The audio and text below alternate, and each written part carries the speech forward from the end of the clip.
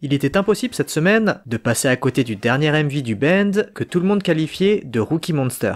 Le 24 septembre, ITZY dévoila son dernier titre nommé Loco, en même temps que son album Crazy in Love. Alors que tout le monde attendait une entrée fracassante dans les charts, le band ne réussit pas à créer l'exploit. L'intérêt autour du groupe semble s'essouffler. Résultat, Loco se positionne à la 78e place du classement Melon, pour se stabiliser vers la 50e position. C'est une première pour ITZY que d'avoir l'un de ses titres se positionner aussi bas dans les charts. Next Level, pour comparaison, est toujours à la 5e place du classement, Dum Dum à la 17e et Dun Dun Dance à la 24e.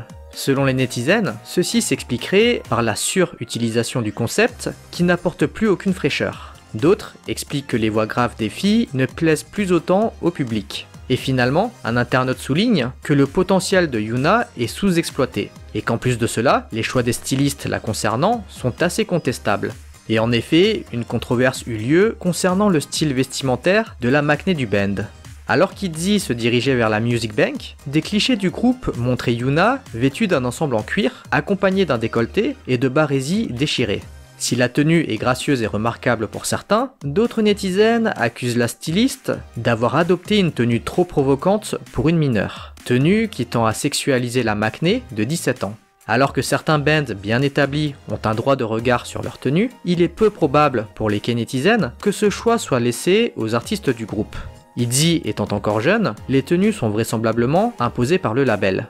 Pendant ce temps, une nouvelle assez choquante bouleversa les orbites cette semaine. Le 28 septembre dernier, Sport World publia un rapport sur l'état de santé financier de Blockberry Creative. Le résumé comptable, exposé par le média, est inquiétant. Il s'avère que le label ait été dans l'impossibilité de payer ses collaborateurs. Le défaut de paiement s'élèverait entre 1 et 100 millions de won. Au vu des dommages financiers causés, il semblerait que certains partenaires envisagent l'arrêt de la coopération avec Blockberry. Ce qui inquiète d'autant plus les fans est le fait que parmi les collaborateurs lésés par le label, on peut y trouver la société de production musicale composant les albums de Luna. Les difficultés de Blockberry poussent à ce dernier à demander à certains de ses partenaires l'arrêt net de tout travail engagé, afin de limiter les frais actuellement sollicités. En fait, le label serait en défaut de paiement non seulement avec la société de production, mais également avec les coiffeurs, stylistes, maquilleurs, salariés, ainsi qu'avec l'État concernant les impôts. Cette situation délicate aurait duré plusieurs mois et le média coréen annonce que cette crise financière sans précédent risque bel et bien de mettre en péril l'avenir de Luna. Dans le même temps, nous avons eu du nouveau concernant Lisa. Pour ceux qui n'ont pas suivi la dernière actu K-pop, Lisa fut accusée d'appropriation culturelle pour avoir porté des tresses pour la promotion de son titre solo Money. Dès lors, un immense débat fit rage sur les réseaux.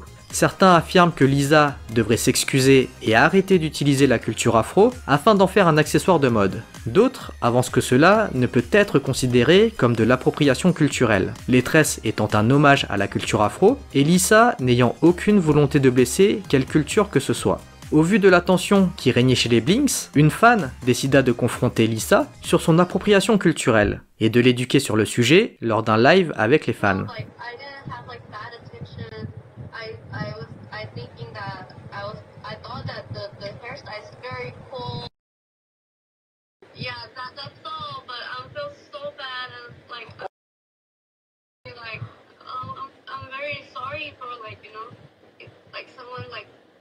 They got hurt from that, from my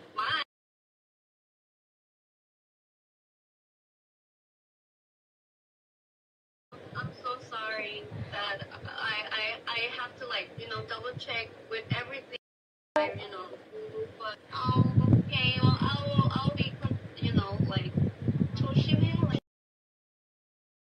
about yeah, I'm so sorry. Well, thank you so much for telling me this stuff and I'm so sorry.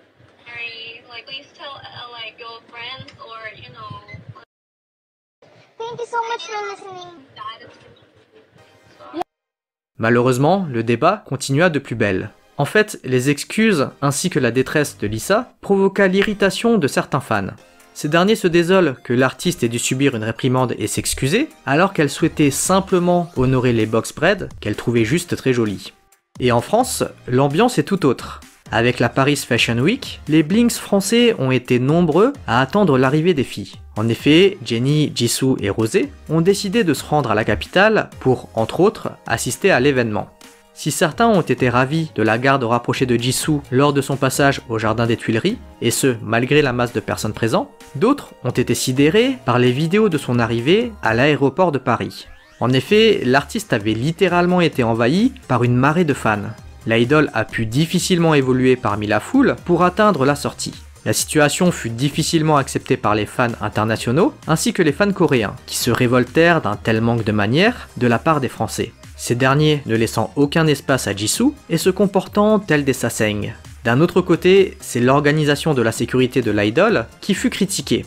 En effet, les gardes de sécurité semblaient manquer d'efficacité face à la foule réunie autour de l'artiste.